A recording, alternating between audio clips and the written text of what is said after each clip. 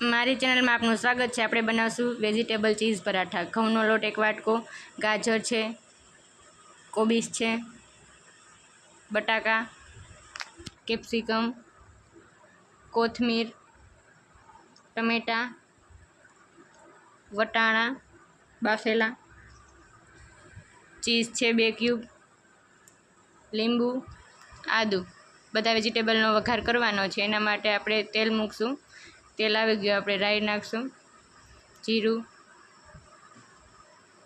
ગાજર, વટાણા, કોબી બધું નાખી દઈશું। પછી આપણે લોટ બાંધવાનો છે પરાઠાનો। એમાં જીરું, મોણ, મીઠું બધું નાખીને આ રીતે જરૂર મુજબ પાણી લઈને આપણે લોટ આવો બાંધવાનો છે। લોટ બંધાઈ જાય પછી આપણે વેજીટેબલ છે એને ચડવા માટે મૂક્યા હતા, એકદમ ચડી ગયા છે। આપણે એમાં લાલ મરચું નાખશું, બટાકા નાખ્યા,